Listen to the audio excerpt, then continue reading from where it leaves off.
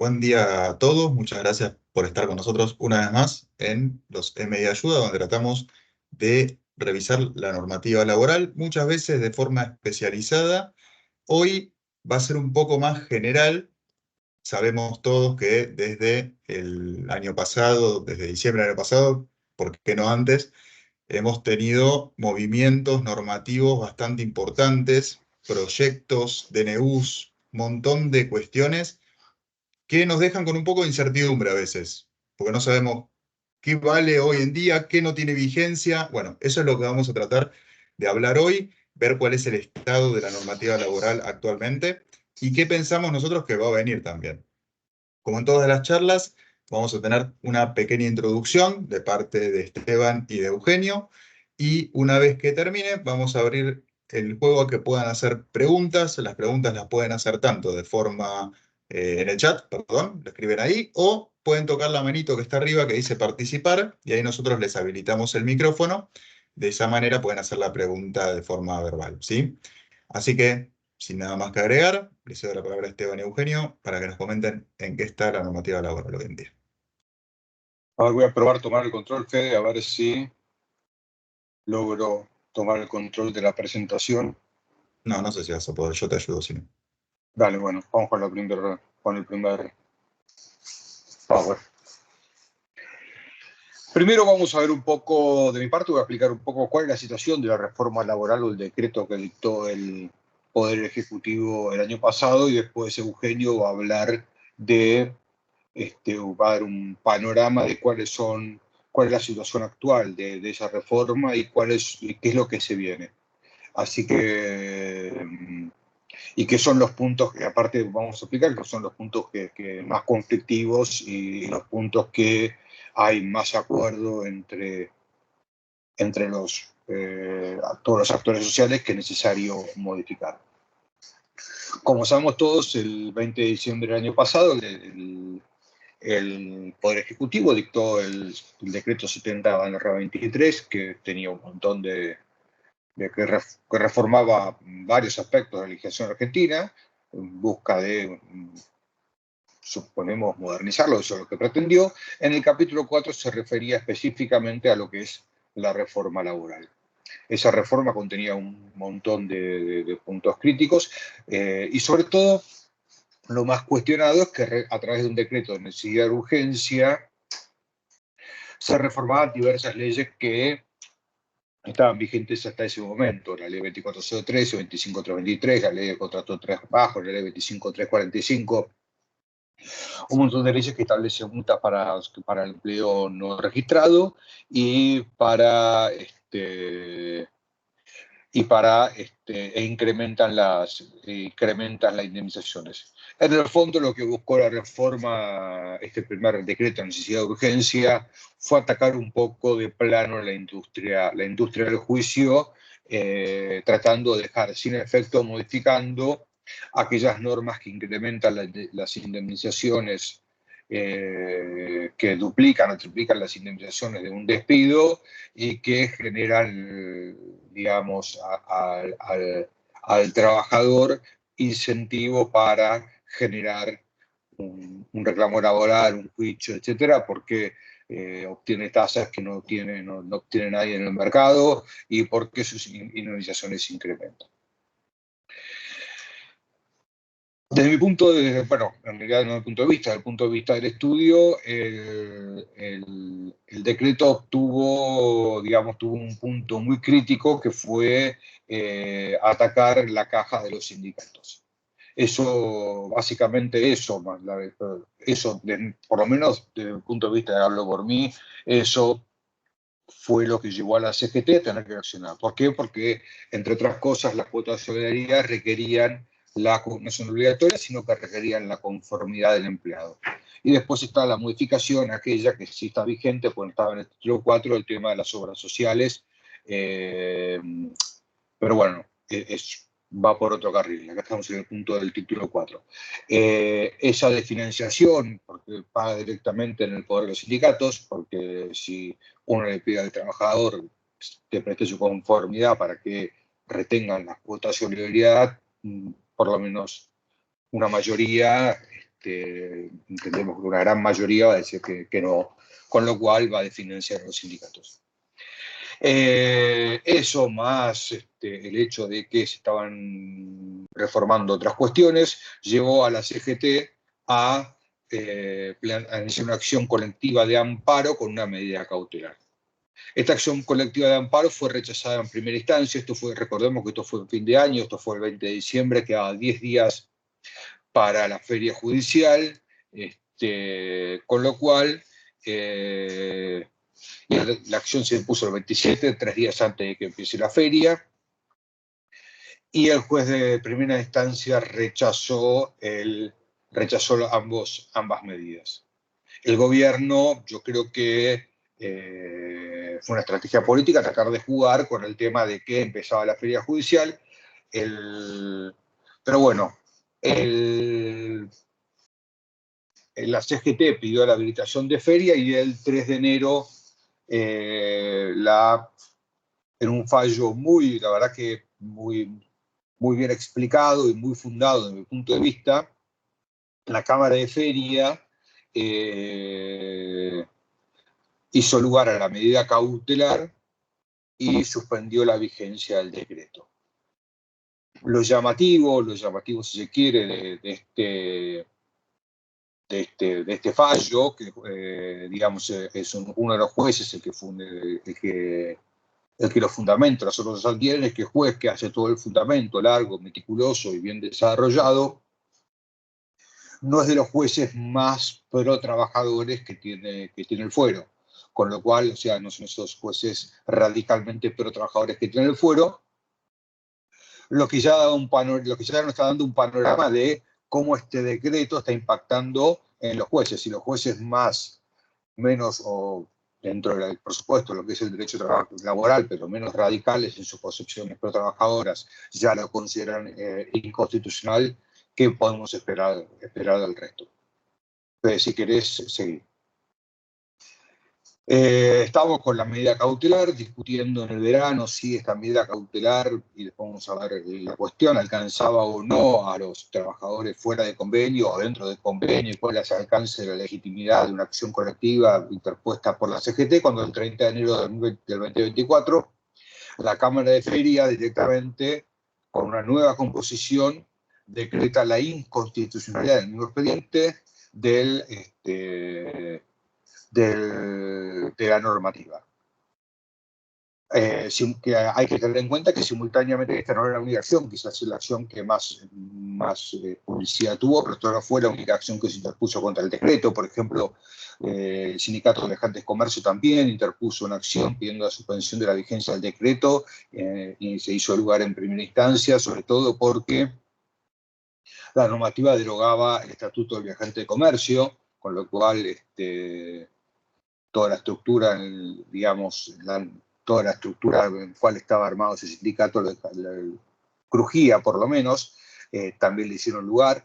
Todos estos fallos fueron recurridos por el gobierno y actualmente se encuentran ante, por lo menos el de la CGT, se encuentra en análisis ante la Corte Suprema, que va a determinar si hay necesidad de urgencia para lograr, digamos, para justificar derogación de leyes.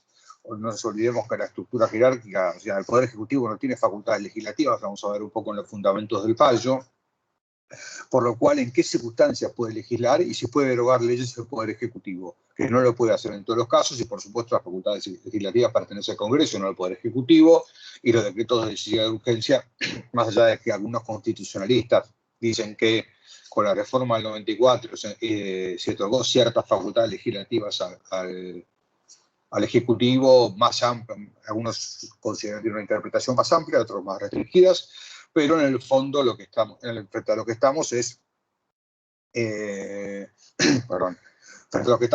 sí a un planteo de un decreto que fue declarado inconstitucional, y que hoy pareciera estar sin efecto. ¿Qué quiere pasar?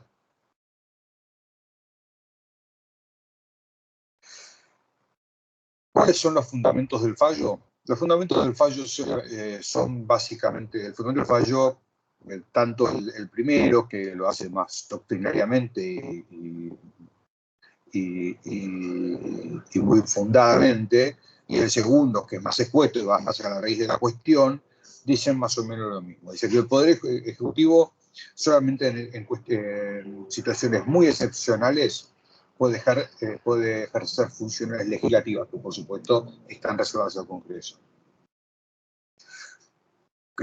¿Cuándo son? Que sea imposible dictar una ley mediante el trámite ordinario previsto en la Constitución, o es decir, que las cámaras del Congreso, por una situación muy, muy excepcional, no puedan reunirse. O dos, que eso fue lo que justificó, por ejemplo, en su momento, el dictado en el decreto de necesidad de urgencia durante la pandemia, o sea que en principio, y hasta que se instrumentó la vía virtual y demás, y la urgencia, todas las medidas que hay que tomar, justificó que el decreto, la medida de necesidad de urgencia, el dictado de decreto de necesidad de urgencia por parte del Poder Ejecutivo, o que la situación, que es lo que vimos recién, la situación requiere una resolución legislativa que sea de una urgencia tal que no pueda esperarse el trámite ordinario del dictado de una ley. Es decir, ¿qué pasó? Y los dos jueces, digamos, el juez que dictó la medida cautelar de Cámara y el juez que después declaró la constitucionalidad, digamos, son jueces, quiero explicar, son jueces distintos porque en realidad los jueces de feria se renuevan cada 15 días. Entonces, el que dictó la medida cautelar fueron quienes tenían quienes cubrían la feria en la primera quincena, y quienes dictaron la inconstitucionalidad fueron los que estaban a cargo de la sala de feria en la segunda quincena de enero. Que estas circunstancias excepcionales no se encuentran en este caso y que nada impedía al gobierno nacional mandar a tratar el tema por la ley ómnibus, como, digamos, a tratar el tema de las sesiones extraordinarias como se hizo con la ley ómnibus, eso quiere decir. Con lo cual, no veían que hubiera una urgencia tal que justificara la modificación mediante un decreto de necesidad de urgencia. Fede, si querés pasar. Fede, si querés pasar, ¿eh?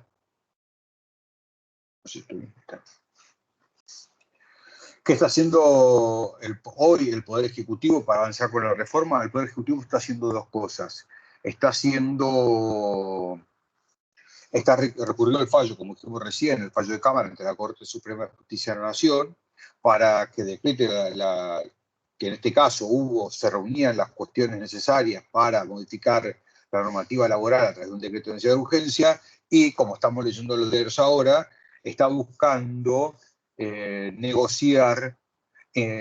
presentar y negociar con los gobernadores la misma reforma que estaba instrumentada a través de un decreto, que se hizo a través del decreto, para que pase por el trámite ordinario de las leyes. Hay digamos, antes de lo que se terminó la semana pasada, el pacto de mayo en la apertura del Congreso, hay un paquete de medidas que el presidente quiere que se dicten estos días, entre los cuales estaría incluido, según los medios de comunicación y la información que tenemos nosotros, la reforma laboral para que tenga el aval legislativo. Si quieres volver para atrás, antes, Fede, porque quiero hacer un comentario, no sé, y ya lo dijo Eugenio, se discute digamos, dentro de lo que son los abogados que nos dedicamos al derecho laboral y las consultas de los clientes, nos preguntaban si esta medida, esta suspensión, esta inconstitucionalidad alcanzaba solo al personal fuera de convenio, o también alcanzaba al personal no convencionado, porque te está diciendo, bueno, esto es una medida colectiva iniciada por la CGT, con lo cual solamente pareciera que tiene legitimidad para requerir o para que les alcance el fallo que alcance el personal comprendidos en los sindicatos, que en el fondo, en sus ramificaciones, llegan hasta la CGT. Hay que ver que es una, digamos, es una explicación sería una explicación muy teórica, que no en este caso explicar qué es una acción colectiva, cuál es el alcance de una acción colectiva, quién es el alcance y demás, pero en el fondo, desde nuestro punto de vista, esta discusión termina siendo superflua, porque aún cuando llegamos a la conclusión de que el personal fuera de convenio está excluido, nada impide a esa persona ir a la justicia, plantear la inconstitucionalidad y con argumentos muy similares al que esgrimieron los jueces en sus fallos, terminen decretándola, con lo cual, sea a través del camino corto, de decir que es válido el decreto, o a través del camino largo, en una sentencia posterior, el resultado va a ser exactamente el mismo. Con lo cual, si nos preguntan a nosotros, hoy, así como están las cosas, la legislación anterior siguen vigentes las multas de legislación anterior, siguen vigentes todo el régimen anterior indemnizatorio, el periodo de prueba anterior y demás, hasta nuevas novedades, hasta que sean novedades. Por eso no aplicaría ni al personal dentro o fuera de convenio esta reforma, y no entraría en esa discusión de si de si alcanza a uno o a otro, porque con total seguridad, lo decimos acá en el estudio, con total seguridad, sea por el camino largo, sea por el camino corto, el resultado va a ir en contra de los intereses de las empresas. Lo dejo ahora a Eugenio para que siga.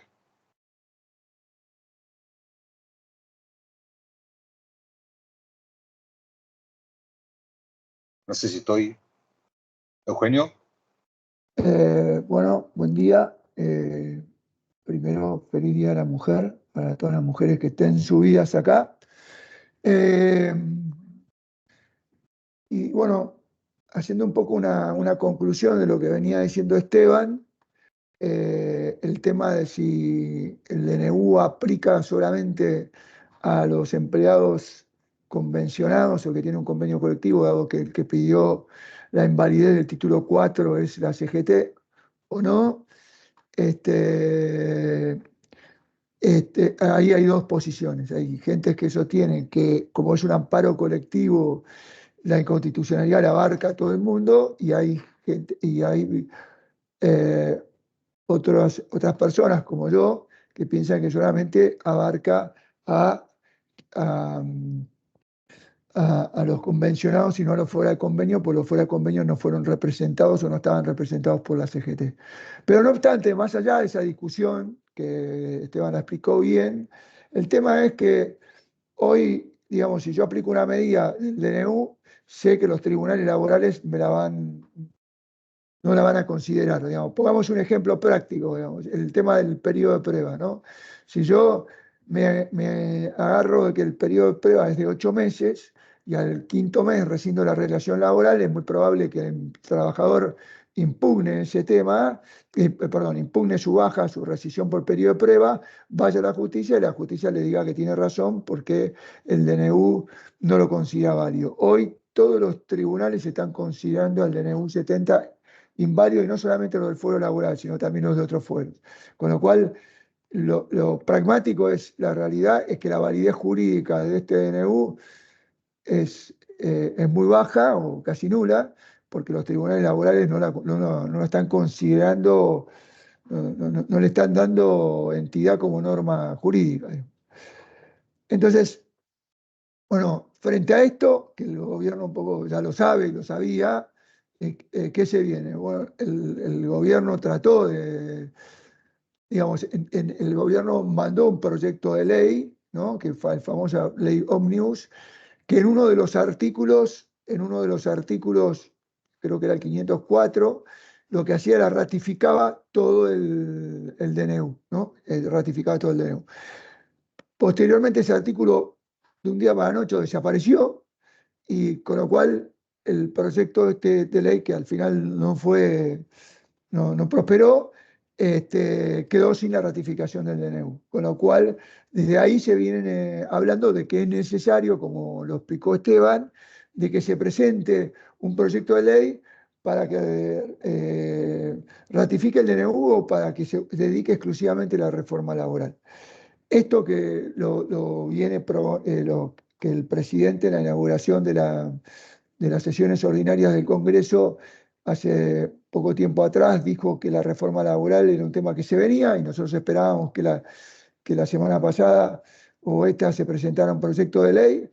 En ese sentido, no se presentó. ¿Por qué? Porque está siendo objeto de negociación con los gobernadores, digamos. Y, digamos, el tema tampoco es que el proyecto de ley se conoce, porque el proyecto de ley está armado por un grupo empresario y tiene un convenio de confidencialidad, con lo cual el proyecto de ley sí es muy confidencial, pero sí lo que se sabe es que el proyecto de ley sería más que nada una reproducción del DNU, no tiene muchas más cosas nuevas que esas. Se hablaba si se iba a incorporar a ese proyecto de ley la inserción al trabajo laboral, que es una modificación a varios artículos de la ley de contrato de trabajo, promoviendo el empleo a través de los contratos a plazo fijo, en los cuales nosotros tuvimos alguna participación, y que fue sacada del DNU en el último momento por el Ministerio de Economía.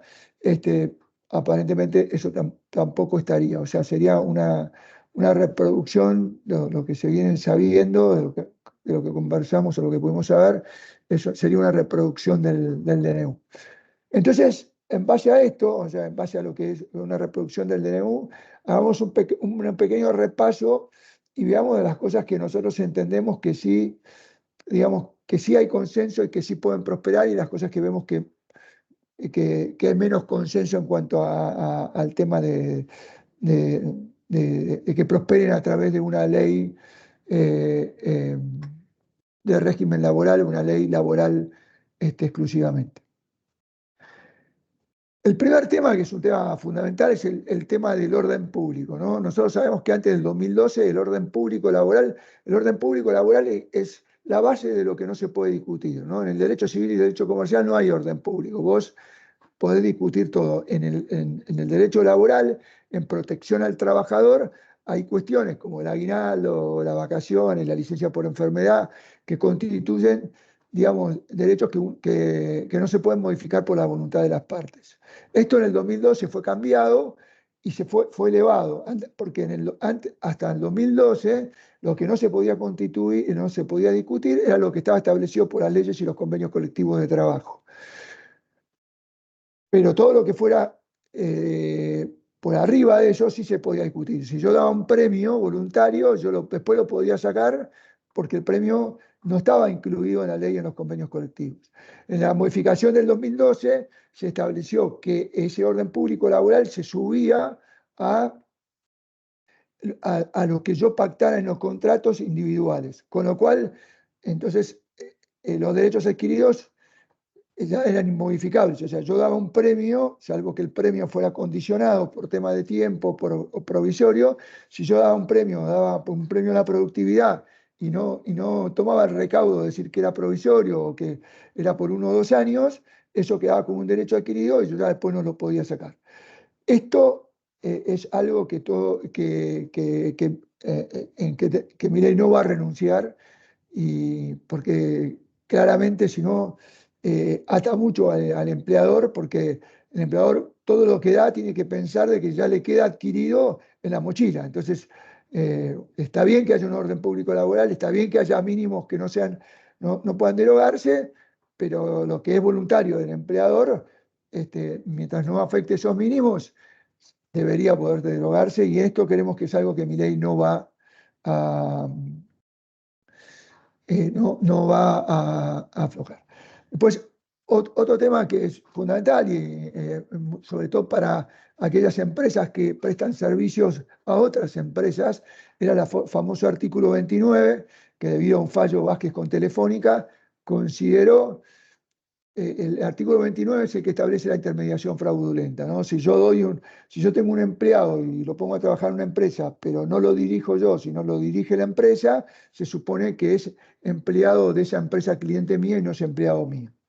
Entonces, esto, y esto además hizo aplicable las multas de la ley de empleo, y como sabemos, las multas de la ley de empleo triplican las indemnizaciones normales, con lo cual hizo que todos los juicios por intermediación, toda persona que estaba trabajando en una empresa para un cliente, atacara al cliente diciéndole que era empleador como manera de extorsión, sabiendo de que las multas de la ley de empleo le elevaban de 1 a 3 las indemnizaciones. Esto también es algo que entendemos que Milei no va a claudicar, porque esto ayuda a la propagación del empleo y a limitar las contingencias laborales. Así que esto también entendemos que no va. Después el artículo 80 de la Ley de Contrato de Trabajo, que es vetusto porque obliga a entregar certificados escritos de aportes y contribuciones, y entonces hay toda una discusión de cuándo se supone que es la entrega, si yo con ponerlos a disposición estoy entregando o tengo que ir y, como dice algunos fallos, consignarlos judicialmente, y esto devenga... me están diciendo que el senador Romero acaba de presentar un proyecto de reforma laboral por él mismo, ¿no? Que lo acaba de presentar ahora hace unos minutos atrás. Esto generaba tres salarios de multa, entonces esto también propagaba la industria del juicio. Y además era insólito que con la tecnología y hoy con los aportes cargados, o sea, cargados en un sitio de internet y con posibilidad de acceso a los aportes, yo tenga que entregar un papel escrito y porque no lo entregara me pusieran 3 salarios. Esto el artículo 80 lo está modificando, está haciendo, si bien va a tener que ser motivo de reglamentación, va a ser un proceso mucho más fácil, donde inclusive hasta el mismo empleado pueda acceder a sus aportes, o bueno, o el empleador pueda hacer una entrega virtual y no tenga que hacer una entrega, digamos, de papel.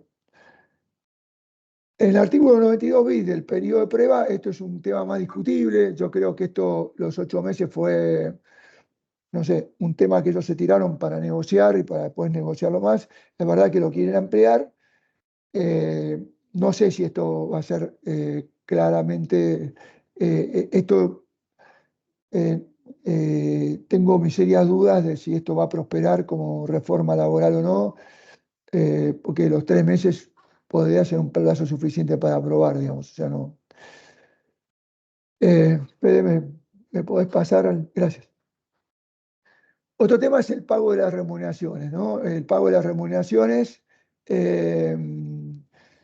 bueno, más entidades para opción de pagar el salario, no solamente la cuenta sueldo, inclusive se hablaba de billeteras virtuales o sistemas de pagos. Esto queremos que también va a ser muy impulsado por Milei.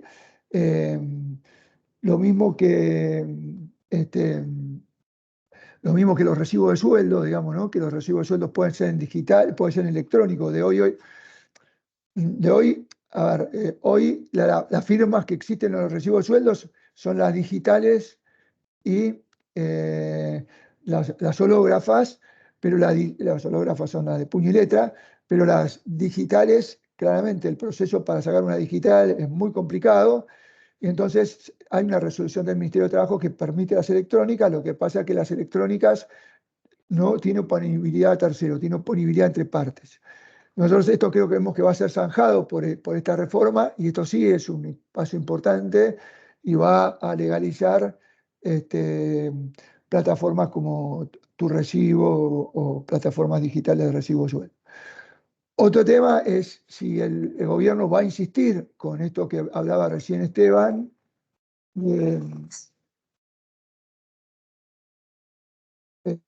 si hablaba Esteban de que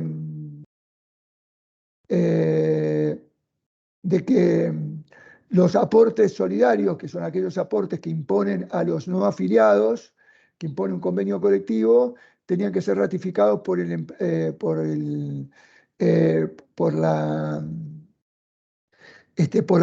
empleado. Esto claramente, digamos, yo creo que si el DNU, esto es una opinión personal mía, yo creo que si el DNU no hubiera tenido el tema de la libre elección de medicinas prepagas, la apertura de las obras sociales,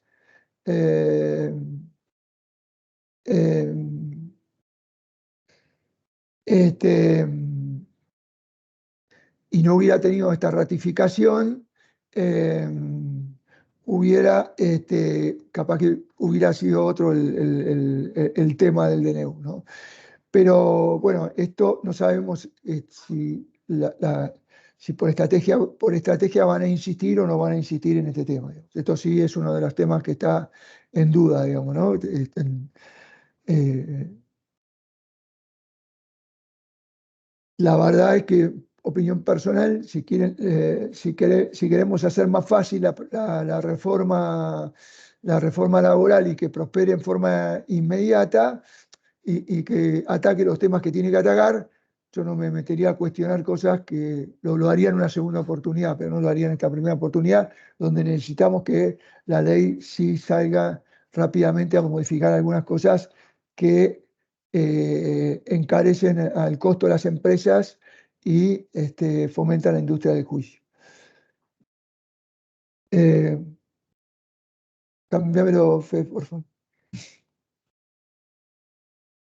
Fe, ahí está, gracias. La conservación de los recibos de sueldos es parte de todo lo que viene con los recibos de sueldos, o sea, que todo sea lo de la digitalización, que eso es lo lógico, digamos, eso es lo que tiene que ver con la etapa que estamos viviendo, con las innovaciones. No existe que te pidan formato papel a esta altura.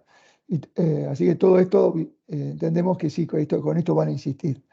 El tema del artículo 242, que amplió las causales de despido, la verdad que el 242 no establecía un listado de causales de despido. El 242 establecía que solamente que para poder despedir con causa, la causa tenía que ser una suficiente injuria laboral, o sea, tenía que constituir un hecho grave que amerite el rescindir la relación laboral. Y en el 242 lo que hizo el gobierno fue poner como causal tipificada la obstrucción a los lugares de trabajo, las protestas, las tomas de fábrica, etc. Y esto también, digamos, irritó a los sindicatos. Entonces hay que ver si esto por una estrategia, no porque el gobierno no crea que esto no corresponda, sino por una estrategia de sacar lo más urgente y de no trabar en discusiones cosas que por ahí son de necesidad rápida de resolución, si lo va a mantener o no lo va a mantener. La indemnización por despido claramente es un tema que viene y seguramente se va a mantener como ya estaba en el DNU, o sea, va a haber algunas modificaciones que no se toma en las remuneraciones variables, no se toma la mejor remuneración, sino se toma el promedio de los últimos 6 meses, que no entran temas como el SAC o la 12ª parte perdón, que no entra el SAC o la 12ª parte de un bono en el cómputo de la indemnización por antigüedad, pero después lo que más importaba era la famosa posibilidad de irse a un régimen parecido al del régimen de la construcción, que esto sí eh,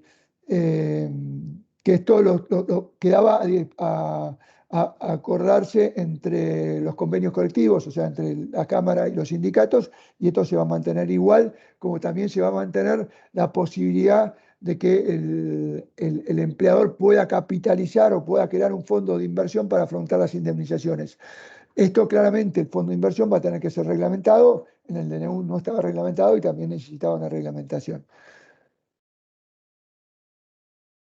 Y después la grabación por el acto discriminatorio, por toma de fábrica o por despido por esa razón. Y el 245 también lo que atacaba era a las reinstalaciones, ¿no? Porque hoy lo que pasa también es que cualquier persona ya no le basta tener tutela sindical, sino que basta comprobar de que haya una actividad sindical para que los reincorporen. Con esto el 245 bis quería terminar con esto. Esto, digamos, es probable que se insista porque esto sí obstaculiza o genera a veces industria del juicio, ¿no? O sea, alguien por ir a una asamblea, resulta que puede pedir la reinstalación como medida cautelar, lo despedís y a las 2 semanas lo tenés incorporado como trabajador. ¿Ves? El reingreso del trabajador, este es un tema fundamental, porque resulta que yo quería contratar a un empleado que había sido, a una persona que había sido empleado de la compañía, y tenía que descontar lo que yo le había pagado, valores históricos, lo cual era una locura porque con la inflación que hay yo tenía que volver a pagar toda la indemnización que ya había pagado nuevamente. Esto el artículo 255 lo evita del DNU, digamos, y la modificación, y creemos que en esto sí se va a insistir,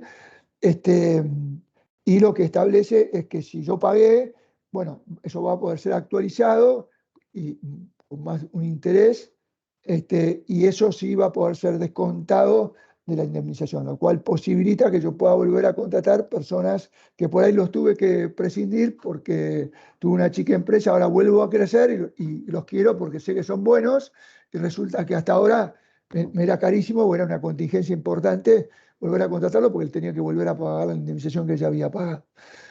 Eh, la actualización y repotenciación de los créditos laborales con el reciente fallo de la Corte Suprema es algo que, bueno, que ya, por suerte, digamos, ya hay un precedente. Ahora los precedentes sabemos que obligan a las partes, con lo cual las cámaras después lo tendrán que empezar a acatar, si bien es importante que esté, porque las cámaras se van a tener que ir ayornando al presidente, porque si no le van a revocar todas las sentencias, pero también sería muy importante que esté por ley, y además que esté por ley para todas las jurisdicciones. Eso evita el chicaneo de qué jurisdicción me conviene demandar o no. Bueno, la posibilidad de utilizar firma electrónica en los recibos de sueldo tiene que ver con lo que ya veníamos hablando, ¿no? Después, acá hay algo que es fundamental, y que para nosotros eso sí tiene una urgencia importante, que es derogar las multas de la ley de empleo.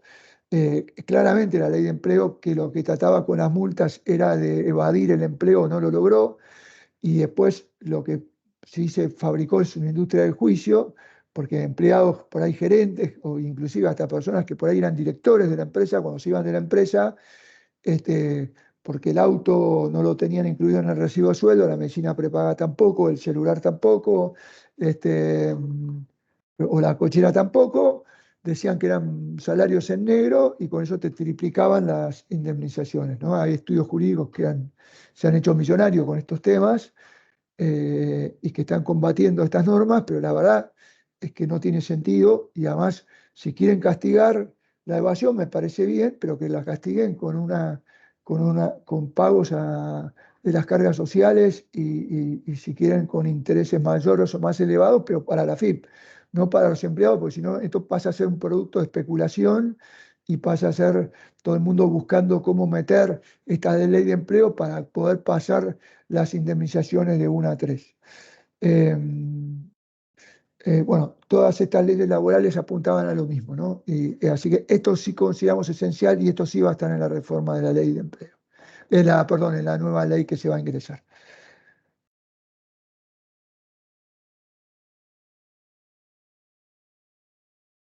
Todas estas leyes, salvo la 14.546, también eran lo mismo, o sea, estaban todas destinadas a evadir el trabajo negro, así que todas estas creemos que es esencial que se modifiquen, si no se derogan, que se modifiquen, pero que no sea el trabajador el beneficiado de esta situación, que a veces hasta son trabajadores calificados que han consentido esto, sino que sea beneficiado el fisco, pero que no sea producto esto de una especulación. La ley 14.546, que es la ley de régimen de viajantes de comercio, decía que para el futuro esta ley quedaba derogada para para los vendedores. Acordémonos que la ley de viajantes de comercio encuadra a la gente que hace venta activa, la gente que hace venta activa, la gente que sale a hacer ventas a la calle, consigue clientes y no la gente que hace ventas dentro de los locales, porque esa es venta pasiva. Y está encuadrado en el convenio colectivo de comercio. Esto es la venta activa, y hoy mucha gente también, esto era un producto de, como esta ley prevé una indemnización por clientela, también era producto de especulación y de la fábrica de juicios, que yo por hacer algún acto de promoción me consideraba incluido en la ley de viajante de comercio y reclamaba la indemnización por clientela.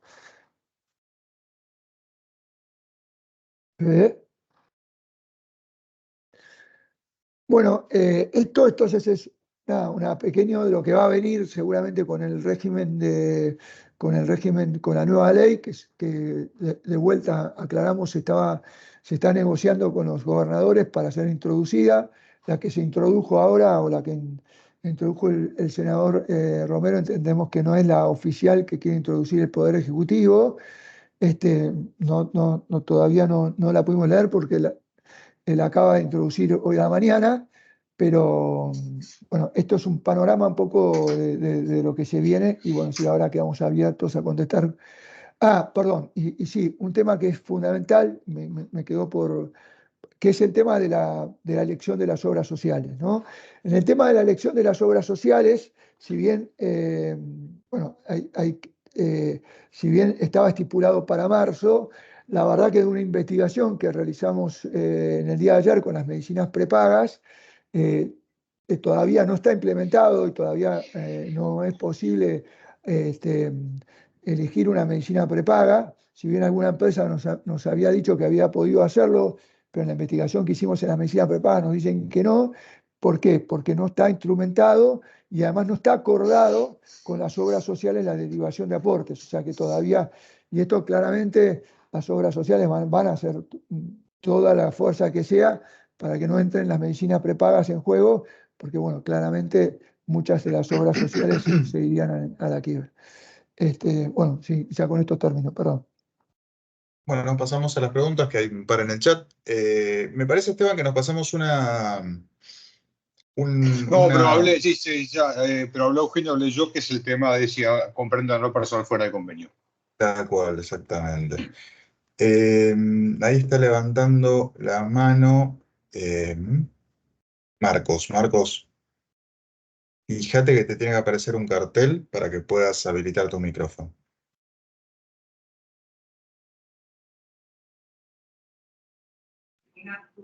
Hola, ¿qué tal, Federico?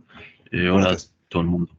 No, nada, era para consultarles si sabían o la posibilidad de,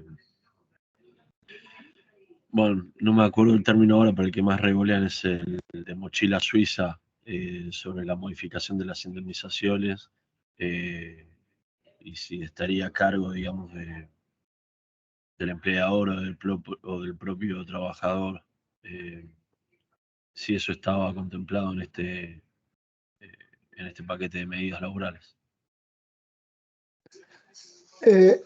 La mochila, a Gracias. ver, la mochila es un tema que se introdujo en la campaña electoral. Lo que más que mochila, lo que se creaba en el DNU es el mismo régimen que tiene la UOCRA, tiene la construcción, que es un fondo de desempleo donde uno aporta Claro, ahí y está, fondo después de el cese empleado. laboral. Gracias, no me salía. Fondo de cese laboral. Esto sí, esto va a estar en la reforma, pero va a estar condicionado a que sea acordado entre sindicato y Cámara de Empresarios, o sea, como ya lo establecían en el DNU, digamos. O sea, no va a ser una imposición, sino va a ser algo que tiene que ser acordado entre sindicato y Cámara de Empresarios, o entre sindicato y empresa. Ok, gracias. Vamos, Marcos. Hay una pregunta que habla, bueno, si el IPC más el 3% no es muy similar al acta 2764 donde la Corte se expidió. Eh, por lo que vimos, sí, IPC más 6, que también se aplica, es bastante parecido. Y preguntan también cómo juega el tema de la capitalización, como dice el fallo Nasilowski, que fue dictado hace poco por la Sala 8, que si no me equivoco aplicaba el SER, un índice del Banco Central, si mal no recuerdo. Yo no hice las cuentas, así que no sé todavía cómo, si se parece o no al acta 2764 o no.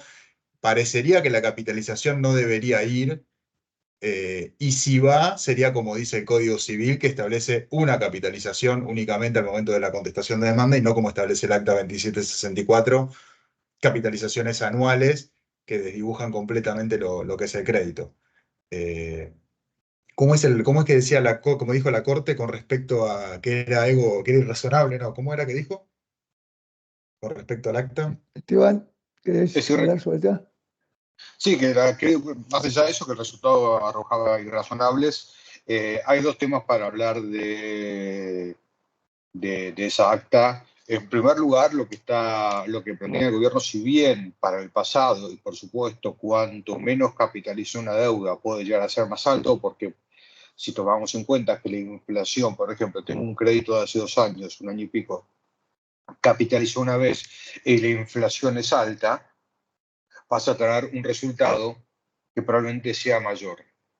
Lo que está buscando el gobierno es apuesta a que la inflación, con esta reforma, la inflación baja a futuro, con lo cual lo que va a terminar una inflación menor, una actualización menor, una tasa de mercado del 3% anual, 3% anual, que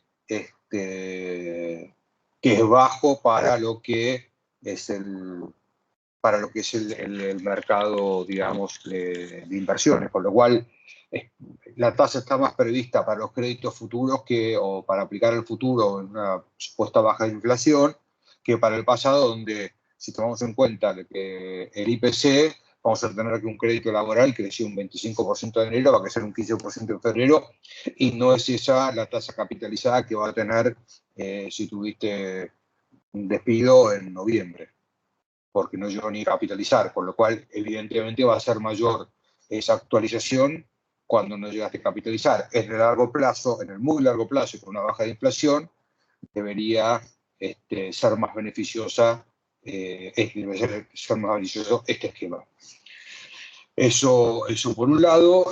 Con respecto al fallo de la Corte, esta mañana estamos viendo que el juez, que el abogado que tuvo el fallo en contra, que es Recalde, interpuso una aclaratoria y una revocatoria en extremis diciendo que hay error, primero que hay error de cálculo porque según él interpretó mal el fallo, y segundo, le cuestiona la razonabilidad de la tasa comparándola con los incrementos salariales de la fuerza de la Corte. Entonces le dice, vos tuviste desde el 2015 que empezó el crédito a hoy, un incremento del 6.000 y monedas por ciento, y si aplicamos la tasa que dice acá, nos da un 5.600%. Quiere decir que es menor a lo que vos te ajustaste el sueldo. Es un ataque político a la Corte para cuestionar que esa tasa no es tan irrazonable. Desde mi punto de vista, sí. A ver, no es que sea irrazonable o no, más allá de la razonabilidad de la tasa, que podemos discutirla si conviene uno u otro, se aparta de lo que dice el Código Civil y Comercial. No hay, digamos, la capitalización de intereses es una excepción, no es el principio, entonces es una excepción, no es la regla general, y como excepción, lo único que prevé el Código Civil y Comercial es una sola capitalización al momento de notificar la demanda al demandado. No prevé la capitalización anual de intereses, y eso en el fondo es lo que está diciendo la Corte. Esta era una consulta de Lorena. Lorena, a mí me daba distinto cuando hacía los cálculos, estuvimos haciendo cálculos con algunos clientes.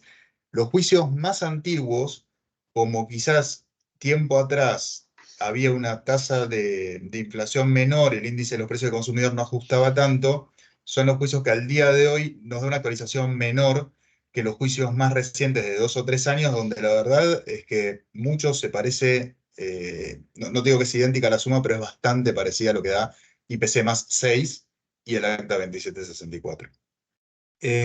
Consulta Giselle, ¿la firma electrónica aún no está autorizada? Hay que distinguir lo que es la firma electrónica de la firma digital.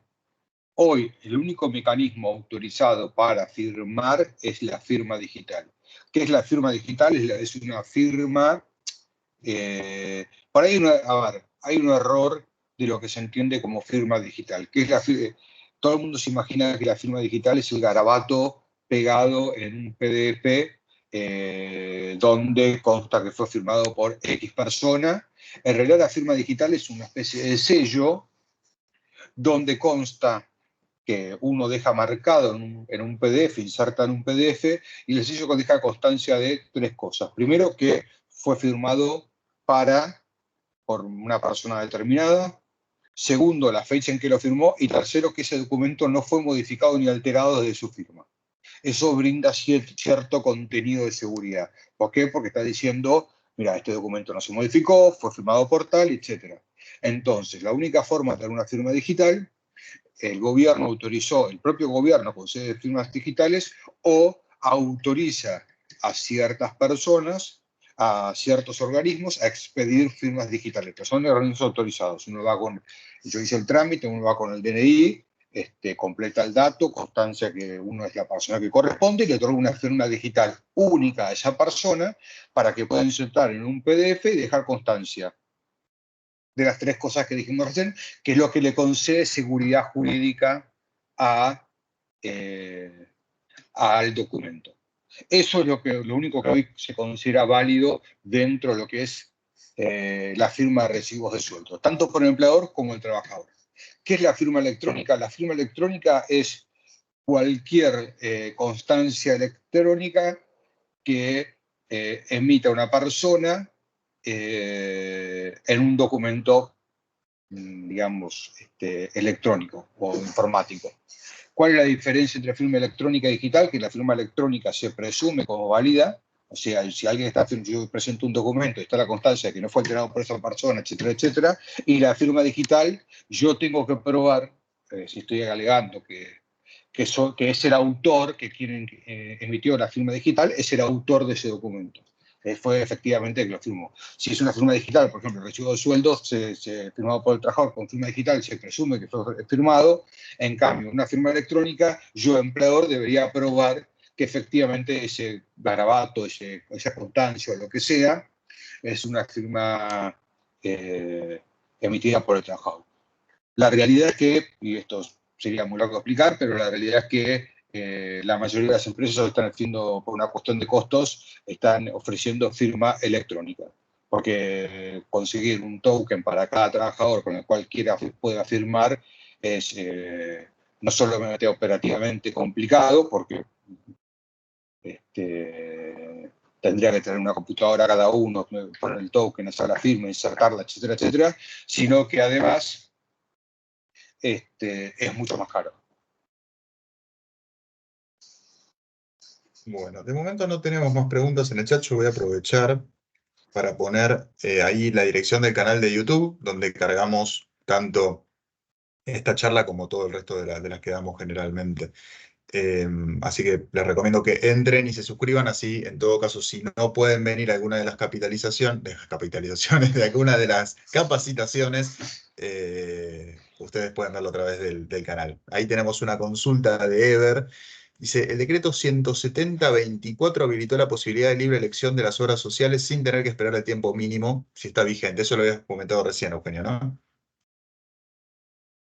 Sí, es así, pero digamos, no, hoy, digamos, y hoy podría, hoy, de acuerdo a ese decreto, se podría hacer la elección por la medicina prepaga, pero hoy no hay manera de hacerlo, digamos. O sea, hoy si lo quiero hacer no tengo forma de implementarlo. Y esto va a ser, no va a ser sencillo, digamos, no va a ser sencillo porque bueno, nada, los sindicatos van a hacer todo lo imposible para obstruir que las medicinas prepagas se metan adentro. Así que, pero hoy no se puede, digamos, no se puede implementar. Si bien la ley dice que está habilitada, pero hoy no se puede implementar.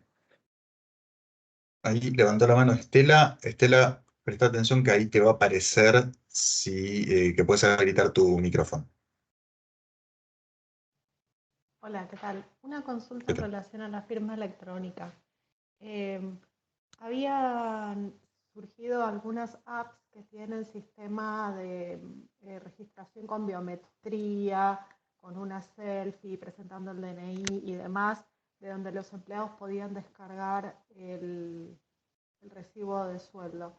Ese método es más robusto que la firma electrónica. Porque también Sí, es más incluso hasta robusto. bancos lo usan para créditos, ¿no? Sí. Esos sistemas también están autorizados, son similares al token y al tener constancias biométricas los usan los bancos para créditos y para verificar identidad y se basan en las fotografías que tienen el Registro Nacional de las Personas, que es a donde acceden la información con autorización esas entidades para poder verificar la veracidad digamos, del autor. Esos sistemas sí son mucho más robustos que una firma electrónica.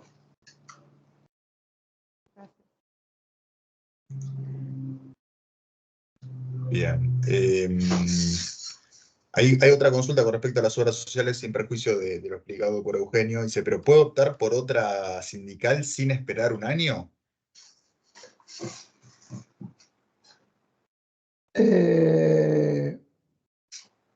Hoy no. Hoy no.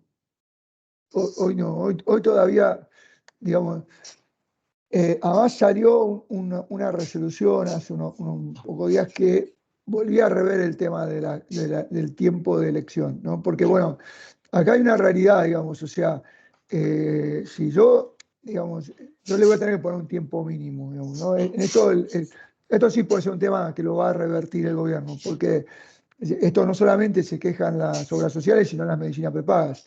Si una persona puede venir, está 3 meses conmigo, después cambia, y después cambia, y después cambia, a mí, digamos, la inversión es un tema de que, digamos, de que, de que la inversión, o sea, no me justifica, digamos, o sea, puede complicar mucho la administración del... Entonces, las medicinas prepagas y las obras sociales están pidiendo que haya un tiempo mínimo y creo que en eso sí van a establecer de vuelta el año. Así que hoy no se puede elegir. Hoy no hay habilitación para elegir, porque además la habilitación hay que hacerla por la Superintendencia de Seguro Salud y la habilitación por el sistema de Seguro Salud sigue todavía con la restricción del año. Todavía todo eso no fue modificado y restablecido. No está implementado. O sea, te dicen sí, lo puedes hacer, pero no, en definitiva, después cuando lo quieres hacer no lo puedes hacer. Eugenio, y al ingresar a un trabajo nuevo, cuando ingresás, eso es lo que pregunta Mónica, cuando ingresás a un trabajo nuevo, ¿ahí tenés la posibilidad de esa opción? Elegir una medicina prepaga no, hoy no. Hoy Bien, podés elegir solamente Hoy todavía sigue, digamos, lo que hemos visto es que en los papeles sigue vigente lo que estaba hasta ahora. O sea, tenés obligación de entrar en la obra social de tu actividad y después elegir. Seguramente eso sí va a ser modificado. bien. Por eso, el tema es que no hay normas. Vos vas a la Superintendencia de Seguro de Salud y si yo quiero actuar distinto, no tengo normas que me lo habiliten, formularios, no está cargado en la web. No sé, eso por lo menos es lo que investigamos nosotros de la Superintendencia de Seguro de Salud. Perfecto. Bueno, ahí les voy a dejar, además del tema del canal de YouTube, tienen también el blog de noticias, donde regularmente vamos cargando todas las novedades que existen sobre el derecho laboral. Eh, y bueno, además les agregamos el mail del estudio, donde si ustedes tienen alguna duda, alguna consulta que les haya quedado sobre este o cualquier otra capacitación que hayamos realizado, pueden contactarse ahí y nosotros nos vamos a poner en contacto con ustedes. Así que, bueno, les agradecemos una vez más por acompañarnos. Espero que esto les haya sido útil y bueno, que se unan a nosotros en la nueva charla que tengamos. Eugenio Esteban, los comentarios finales. Bueno, nosotros vamos a estar muy atentos a lo que presente el gobierno, porque seguramente lo que presente el gobierno venga con el aval de las provincias y bueno, haya más posibilidad de que se convierta en ley y en cuanto así sea, cuando tengamos un proyecto de ley, les mandaremos, como siempre hacemos, un newsletter con los cambios que se vienen. Muchas gracias por la participación. Lo mismo digo, en cuanto tengamos novedades sobre la reforma laboral o esté más avanzado, enviaremos un newsletter. Aparte, probablemente organicemos un nuevo Mi Ayuda con las reformas que se están proyectando. Algunas sabemos que son más concretas, otras como la posibilidad de que las empresas celebren convenios de empresas con los trabajadores y que sean más, la escala sean más prioritarios que los de convenios de actividad, que se rumorea por ahí. Veremos cómo avanza. Pero bueno, todo lo que salga y las novedades, daremos una nueva charla para responder las dudas que tenga, como hacemos siempre. Buenísimo, muchas Aclarando que ayer se gracias. Perdón. presentó, perdón, Fede, una Sí. pequeña aclaración. No, ayer se presentó un proyecto de ley que modifica la ley de asociaciones sindicales, buscando un poco lo que Milei decía, el presidente decía en la inauguración de las sesiones ordinarias, que el sistema electoral de los sindicatos sea diferente al que es hoy, y donde haya un control de un tercero. Nada más que eso. Pero bueno, es un proyecto que tiene que pasar a la comisión, que tiene que ser tratado. Yo creo que este proyecto va a quedar medio dormido hasta que la ley de contrato, hasta que el proyecto, lo que interesa hoy es el proyecto laboral que se está negociando con los gobernadores. Nos mantenemos al tanto de cualquier novedad que haya. Gracias y hasta la próxima. Nos vemos. Gracias. Por lo versos.